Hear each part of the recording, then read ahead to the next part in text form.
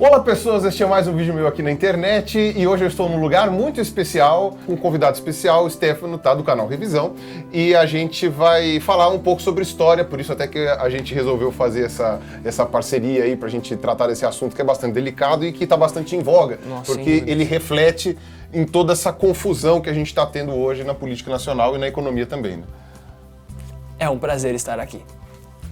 O prazer será de vocês, acreditem em mim.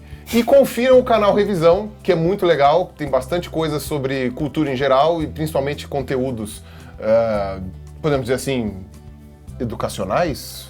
Como seria a tradução certa? O que a gente tem sempre vídeo de história, tem vídeo de matemática, tem vídeo de geografia. A gente fez até arriscou em biologia com a Júlia. Com a Júlia, é. Mas eu diria que no fundo, o nosso forte assim é a história. Trabalhamos outras matérias porque o nosso sonho é ser um canal transdisciplinar, assim, que aborda diversas matérias. A gente só compartimentou tudo isso porque no fundo fica mais fácil de ensinar, assim, de aprender, mas é uma coisa só, mundo, assim.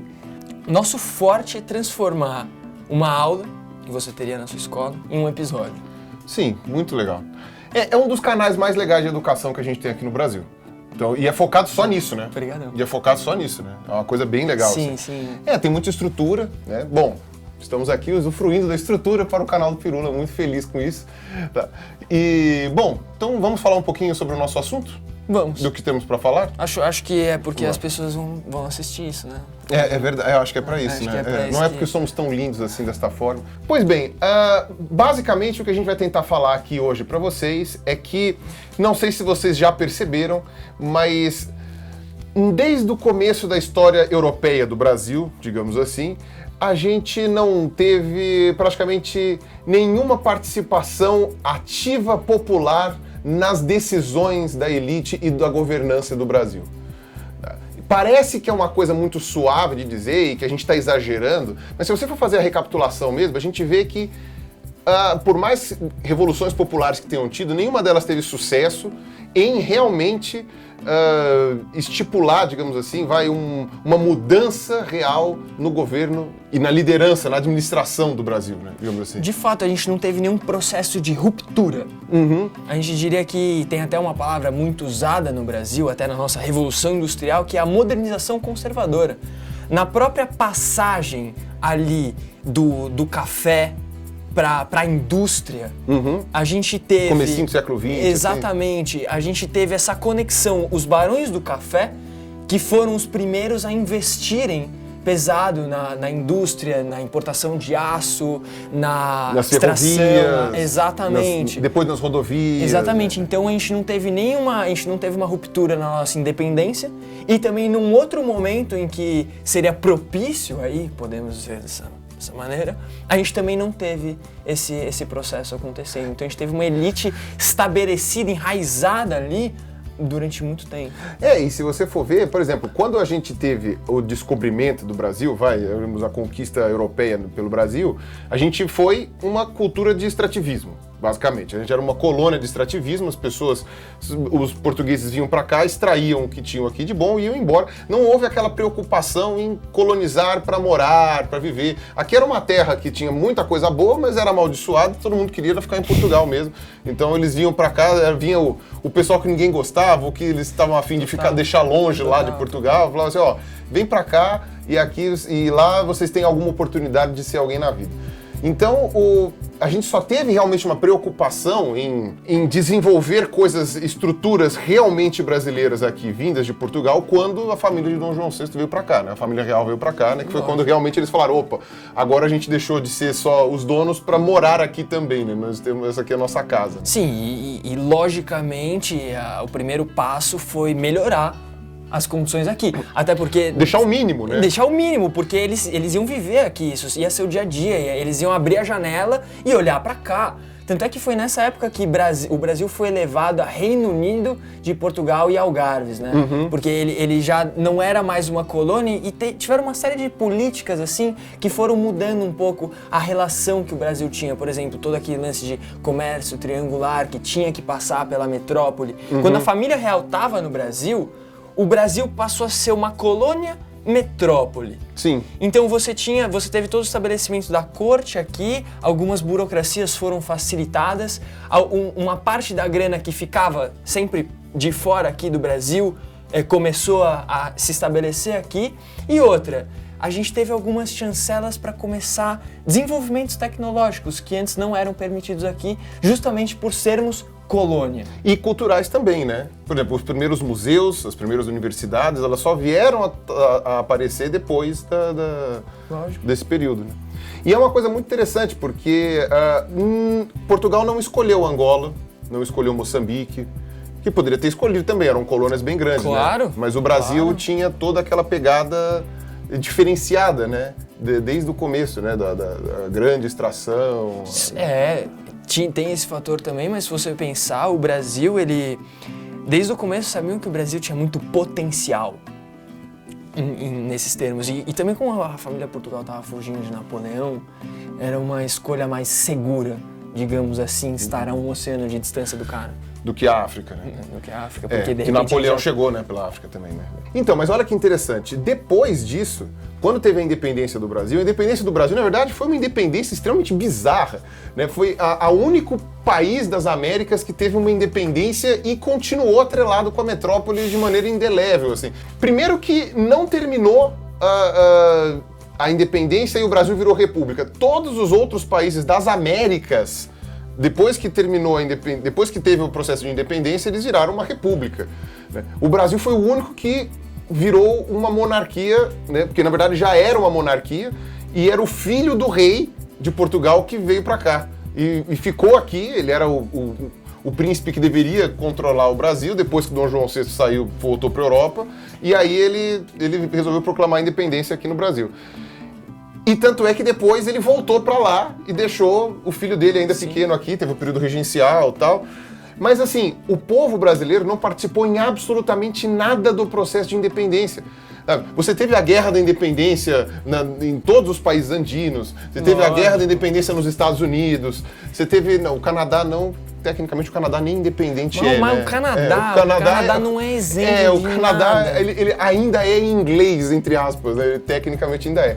Mas você teve a Guerra de Independência do Haiti, a Guerra de Independência do México. Sim. Todos os países das Américas passaram por guerras de independência. E a gente não teve nenhuma guerra e nenhuma independência propriamente dita. Sim. Foi um fluxo contínuo, assim, né? A gente saiu e foi direto pra... aí saiu o príncipe que era que virou imperador aqui do Brasil, o Dom Pedro I, Sim. Foi lá para Portugal virar rei lá. Aí teve o imperador Dom Pedro II. Passou para a República. Essa passagem para a República também... Sim. Não teve participação popular praticamente nenhuma. E foi uma pressão externa também, ainda que fez com que a gente virasse república, né? Totalmente. Isso já vai mostrando claramente que havia um distanciamento. Acho que essa é a chave em Brasil e política. É um distanciamento desse cenário, dessa esfera, da elite que dá as cartas, comanda, né? Que dá as cartas, exatamente, e da população. A população, na verdade, a gente pode dizer que para a população não fez praticamente diferença nenhuma o Brasil deixar de ser colônia para virar independente, porque saiu da mão de Dom João VI para virar na mão de Dom Pedro I, e não fez muita diferença também deixar de estar na mão do Dom Pedro II para ir para a mão do Deodoro da Fonseca, dos republicanos. Eu acho que as únicas grandes diferenças que o povo brasileiro sentiu mesmo foi quando a família real veio para cá, Sim, aí realmente foi uma diferença, de fato. E quando a escravidão foi abolida. Aí eu acho que nesse ponto foi porque você mudou completamente o sistema econômico de produção. Exato. Mas isso não tem a ver com o governo em si, com a forma de governo. A gente poderia ter abolido a escravidão e ter continuado na mão dos portugueses. A gente poderia ter abolido a escravidão e continuado uma monarquia. Isso para o povo não ia fazer muita diferença. Olha que louco. O Brasil, ele era capitalista e escravocrata. Uma fatia gigantesca da população que não entrava no mercado. Não era consumidor. Não era consumidor porque não tinha dinheiro. Um dos grandes fatores da Inglaterra querer estimular a abolição da escravidão, e foi ela que forçou esse processo no Brasil, era para criar no mundo um grande mercado consumidor. Só que o Brasil... assim como o Canadá é uma exceção assim, em vários aspectos, ele conseguiu se virar no sistema capitalista com a escravidão. E por quê? Eu acho que tem um grande motivo. Porque ele era voltado para suprir demandas externas. Exato, só exportação. Só exportação. E é por isso que continua assim, né? Porque você vê que os negros, depois que foram libertos, eles também não entraram no mercado de comércio, de consumo, né? Porque eles também, eles viraram assalariados. Não, o pessoal trouxe mão de obra imigrante para cá, eles continuaram com subempregos e tendo muito pouco poder aquisitivo para poder girar esse capitalismo que faria a diferença. Então, aí a gente pega a República. Na República, a gente teve aqueles, acho que 30 anos praticamente, da República Café com Leite. Teve os dois primeiros presidentes militares, né, que é o Deodoro da Fonseca e o Floriano Peixoto. Sim. E depois você entrou a República Café com Leite, que eram os cafeeiros de São Paulo e depois os produtores de vaca lá de Minas Gerais. Né? E você teve esse revezamento entre os dois, inclusive tinha aquelas tretas entre os dois, né? Entre São Paulo e Minas e tal. Sim, nossa. Mas também nenhuma participação popular. Primeiro porque as eleições, no começo, elas não eram gerais, né? Só podia votar homem que tivesse propriedades, que fosse alfabetizado, que fizesse não sei o quê. Você tinha tantas restrições no voto que as primeiras eleições até, sei lá, o fim da Primeira Guerra eram eleições da elite. Aliás, uma coisa interessante é que nenhum povo, nenhuma nação foi logo de cara para o sufrágio universal. É verdade, né? Todas sempre foram aos pouquinhos, né? Isso pouquinhos, desde a polis grega, né? Sim, desde a polis grega lá. Desde a polis grega. Que também não tinha uma eleição para todo mundo, né? Não. Não é todo mundo que podia votar. Sim. Mas enfim, de qualquer maneira, o povo literalmente estava excluído das eleições no começo da República Velha. Estava literalmente excluído, porque ele não votava. O povo era analfabeto, as mulheres não votavam, né? Pessoas que não tinham terras não votavam. Então, quer dizer, tinha todas aquelas restrições que eles faziam que impedia eles de participar. Então, nada mudou também para o povo.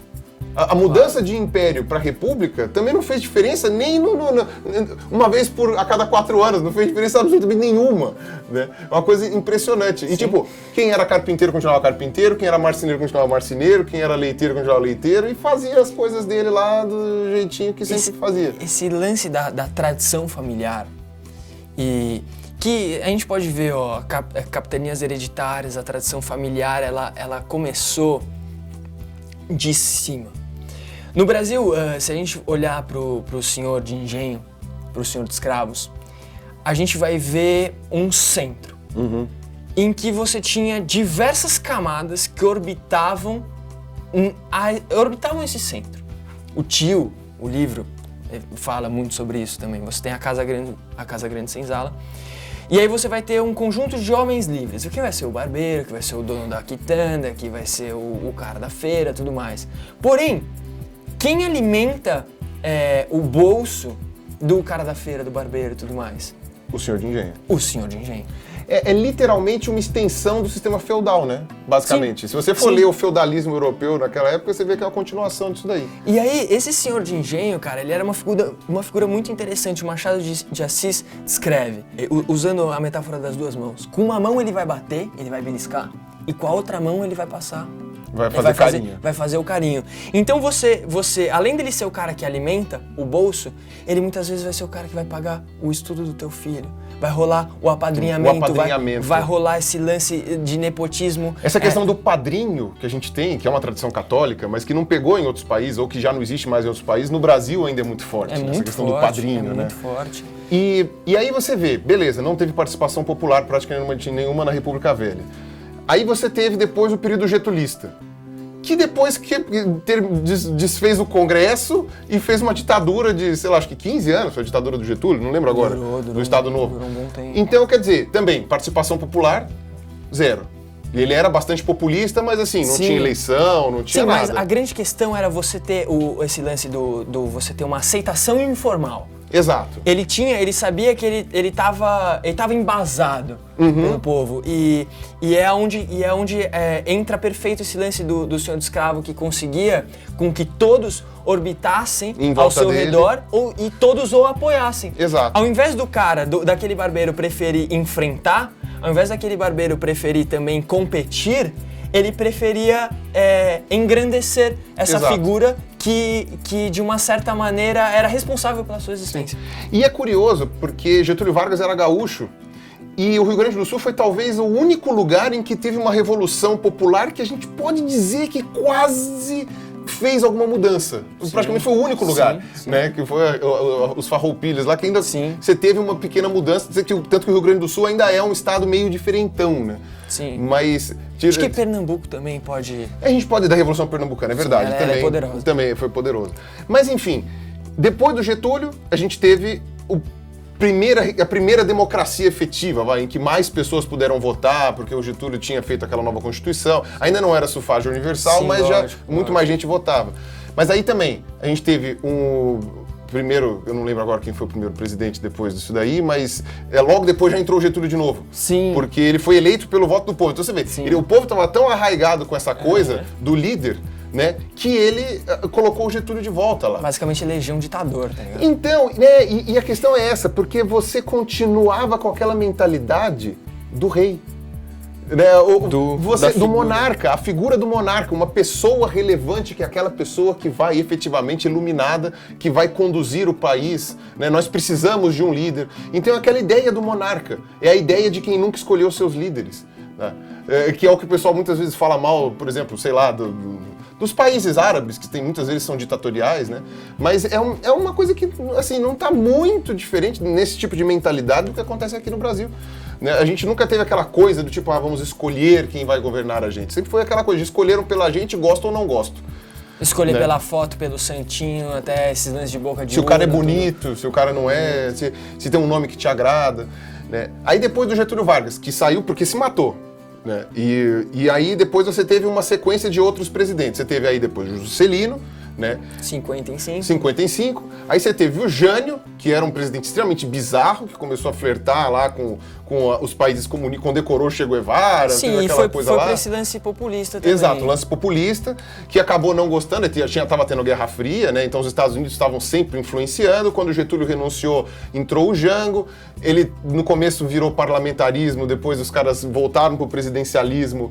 E aí, quando o Jango começou a tentar fazer um esboço de reforma agrária, os Estados Unidos acharam aquilo comunista demais, o pessoal da elite, digamos assim, que já não estava gostando muito das ideias do Jango, aí e já teve o golpe militar, né? Que todo mundo sabe e tal, enfim, que aí era para ter durado só 4 anos, né?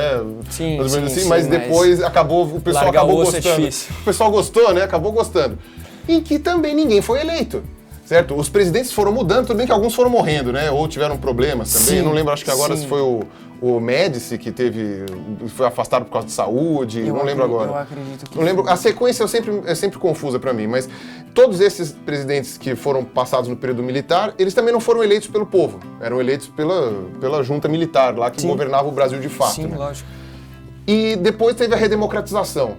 Quando teve a redemocratização, quem iria ocupar seria Tancredo Neves, que também não foi eleito pelo povo, né? Tancredo Neves foi eleito pelo Congresso lá, que era aquele sistema de 2 partidos. Sim, eleição direta.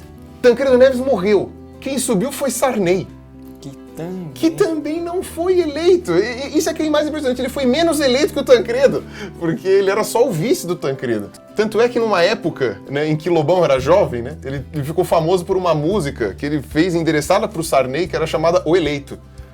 Que era assim, ele conduzia o Brasil como se ele tivesse sido eleito, basicamente, era isso que a música dizia. E aí, beleza, teve o governo Sarney. Depois do governo Sarney, tivemos a primeira eleição, isto foi, quando foi? 90? 1990? 1990? Foi a primeira eleição efetiva do Brasil em que todo mundo votou. 500 anos de história, primeira eleição em que todo mundo votou, 1990. E o que aconteceu? Ele foi impeachmentado. Logo na sequência. Quer dizer, ou seja, primeira escolha foi uma escolha errada. Foi uma escolha ruim. Aí você teve a troca, foi o Itamar Franco. Depois do Itamar Franco teve Fernando Henrique, Lula e Dilma. Os 3 foram reeleitos. É uma cultura messiânica quase. Exato. Os 3 foram reeleitos. Você tem sempre uma manutenção, uma constância de poder. O povo brasileiro fala, já tá ali, fica ali. Rola uma inércia intelectual Exato, quase. Uma inércia que eu não consigo tirar da cabeça que tem uma influência histórica desde a época lá do imperador, não sei o que, aquela coisa a coisa aquela coisa Isso do está no Salvador. brasileiro. A nossa política ela é um reflexo. Exato. A nossa política ela é um reflexo de algo que está no meio de nós, que faz parte da gente há muito tempo. E que basicamente a gente pode dizer o seguinte, o brasileiro padrão, né, assim como na época do Império, não fez muita diferença trocar de Império para República, para a maioria das pessoas, na cabeça deles, não faz muita diferença quem ganhou a eleição, se for o político B, o político C. Sim. Na cabeça deles não faz diferença, tipo, é sempre a mesma coisa. Sim, é uma estrutura. A grande questão é A, B, C, D. Esse não é o grande ponto de toda a questão. É o que está por trás, é o que movimenta, é o que faz a gente pensar assim, é o que faz a gente escolher A, B, C ou D. Exato. E de repente não falar assim, não, A, B, C, D ou E. Não vai mudar minha vida. Exatamente, não vem ao caso. Não vem ao caso. De repente a resposta está em outro lugar. Exato. Então, resumindo, o que a gente pode concluir de um país que teve tão poucas eleições diretas para presidente e mesmo para outros cargos eletivos, e que quando teve essas eleições, o primeiro presidente já foi impeachmentado e todos os outros presidentes foram reeleitos. Ou seja, só quando não havia mais a opção de votar naquela pessoa é que foi eleito outro presidente, outra pessoa. E ainda que o povo fique descontente com algum de seus governantes, como foi o caso que aconteceu com o Collor, o impeachment ele é essencialmente uma decisão política. Então a presença do clamor popular, como aconteceu na época da ditadura, como aconteceu na época do impeachment do Collor, e como também tem acontecido agora, né, nessas manifestações que tiveram lugar nas ruas no ano passado e agora esse ano, a gente observa que eles, apesar de fazerem uma pressão da opinião pública em cima dos governantes, não são os fatores decisórios, e que o que vai realmente determinar o afastamento de um presidente é uma decisão política, é uma decisão que quem vai tomar são os políticos, são os cargos legislativos, os cargos judiciários. Então, o Collor, por exemplo, não caiu apenas por pressão popular. A pressão popular foi só mais um detalhe que fez com que o jogo político se sentisse à vontade para remover o Collor. Da mesma forma que quando a ditadura se instalou no Brasil, aquelas marchas pela família e por Deus, etc., que aconteceram nas ruas do Brasil, foram apenas mais um incentivo de uma coisa que já estava meio que para acontecer e que dificilmente iria deixar de acontecer se não tivesse havido essas marchas. E agora, em 2016, será que essa pressão popular que foi feita desde a segunda eleição da Dilma realmente fez diferença para que o impeachment fosse votado? Será que se não tivesse havido essas manifestações, o pedido de impeachment teria sido aprovado pelo Congresso, teria ido para frente? Sabe, a gente não tem como saber isso agora, nesse momento, apenas indo para trás na história, ou seja, daqui a alguns anos a gente vai poder ter essas respostas com mais clareza. Mas numa democracia tão engatinhante como a do Brasil, que teve pouquíssimas eleições diretas para presidente e menos ainda pessoas que foram eleitas nessas eleições, porque muitos foram reeleitos, será que esse processo de impeachment que está rolando agora é algo bom ou ruim para o Brasil a longo prazo? E eu nem estou discutindo aqui se a Dilma merece ou não ser impeachmentada, ser impedida ou removida do poder. Essa não é a discussão. Independente disso, se ela merece ser removida do governo, então ela deve ser removida do governo. Ponto. Isso não há discussão. O questionamento aqui é se isso será bom para o Brasil a longo prazo. Pode ser uma coisa extremamente boa. Pode ser um primeiro reflexo em 500 anos de história do Brasil, do povo brasileiro tentando efetivamente ser mais ativo, ser mais participativo na política de grande escala do país, tentando realmente interferir nas decisões superiores, ainda que seja removendo o presidente que foi democraticamente eleito, ainda que seja interrompendo o mandato de um presidente que não foi satisfatório, que as pessoas não ficaram felizes. Então isso pode ser visto como um ponto positivo. Porém, pode ser também um ponto negativo, porque pode significar uma desestabilização de uma democracia muito novinha, uma democracia que ainda tem muito poucos anos de existência e que foi muito pouco usada, muito pouco testada. Então o fato de a gente ter o segundo impeachment num período muito curto, em que foram apenas 3 presidentes que se sucederam, talvez não seja um bom indício, talvez seja apenas mais um indício de que a gente continua no nosso paizinho extrativista, fazendo o mesmo tipo de idealização monárquica, de que a troca do presidente simboliza a troca de todo o mal que existe e que colocar um outro monarca ali pode talvez resolver a solução do Brasil e depois a gente pode voltar para os nossos afazeres tranquilamente como se nada tivesse acontecido. E pode ser os dois também. Então essa é uma das reflexões que esse vídeo aqui queria gerar, com todas essas mudanças políticas que estão sendo geradas aqui no Brasil. Então, fazendo um apanhado geral agora do que a gente queria dizer, a gente pode falar que, fazendo todo esse retrospecto histórico, a gente vê que parte do que a gente está vendo hoje, daquelas votações lá do plenário, lá dos deputados, não sei o quê, ninguém nem lembra quem foi o deputado que votou, ninguém nem lembra quem foi o vereador que votou na última eleição, sabe? E a gente vendo que a troca do executivo também não vai fazer grandes diferenças no que diz respeito a esse nepotismo todo que a gente já tem há muitos anos, tal, a gente vê que isso tudo é parte também da história do brasileiro, né? O brasileiro está sempre acomodado nesse sentido. Sim, mas a grande questão, acho também, quem é esse brasileiro? O que a gente pode falar do brasileiro que poderia, digamos assim, explicar o porquê disso daí? Isso é um bom gancho, não? Eu acredito que a gente possa responder essa pergunta num outro lugar, quem Num sabe. outro lugar muito mais interessante, muito legal. mais aprazível, certo? Em outro canal, em outro horário, talvez? Talvez. Não? Como vamos saber, não? De repente você pode acabar clicando nesse link aqui, indo parar na resposta, não sei. Ou talvez se inscrever Não em outro sei, canal, não sei, né? exatamente, Pode não sei. acontecer, essas coisas acontecem, Vai que né? acontece, vai que a Vai resposta que, deu né? sopa lá. Vai que, né? Então é isso, gente. Eu quero agradecer bastante vocês terem aguentado até aqui, tá? Agradecer de novo aí a presença. Pô, eu do que agradeço a oportunidade de estar aqui Não, no ilustre canal. Pra mim foi um prazer, é sempre muito legal. Vamos ver se a gente faz mais parcerias dessas, se vocês gostarem, tá? Lógico, acredito que a gente até possa abordar a verdadeira biologia. Exato, sou um grande entusiasta também. Exato, uma coisa um pouco mais interessante, mais legal. E aí a gente fica por aqui, beleza? Então tá certo. Um abraço pra vocês e falou! Tchau e tchau e tchau. Pentear a monocelha, que todo mundo reclama, né? Ah, eu não consigo parar de olhar pra sua monocelha, pirula. Tá bom. Então eu estou penteando aqui. Então, o que acontece? Né? Vai rindo, vai rindo. Pô, mas é que você falou de um jeito aí. Vai rindo, é Dá isso um aí. tapa na taturana aí. Não, mas é isso aí. Pensa que é fácil, rapaz? Ela despenteia sozinho. Isso aqui é genético, meu avô era igualzinho. Igualzinho. Cara, mas Você isso... sabe que é da família quando tem esse despenteado na sobrancelha aqui. Você sabe que é da família. Mas sabe que se a gente fosse exposto a um clima, tipo, bem frio, um clima bem, assim, hardcore, você estaria muito na minha frente. Não, mas por quê? Por causa da sobrancelha? Talvez, Não, mano. Vai Não. saber. Deve ter alguma... Não, na verdade Mano. saiu essa semana o link dizendo que a monocelha tem um gene associado com o desenvolvimento do nariz. Não, era Tá pra eu ter, então, uma... Não, mas não tem a ver com o tamanho do nariz. Ah, tá. Tem a ver com o desenvolvimento do nariz. Mas está vinculado com alguns povos europeus, especificamente brancos, mas pode ser também árabe, dá no mesmo. De fato, tem fato, várias até coisas. porque Portugal, Espanha ali, né? Era parte do Império Muçulmano. Sim. Império Mouro. Bandeira de Portugal é a batalha que eles lutaram contra. Não, até hoje tem uns loucos do Estado Islâmico que fala lá que Andaluz, a Andaluzia é parte do Império Muçulmano, que deveria ser reconquistado. De fato. Mas enfim. Bom, eu vou cortar todo esse pedaço aqui. Ou não, deixa pro final. Sim, deixa pro pode final. ser. Posso te pedir uma coisa? É. Faz só a apresentação primeiro, porque eu fiquei fazendo umas merda que eu me arrependi. Fiquei fazendo assim, umas coisas nada a ver. Como assim, apresentação?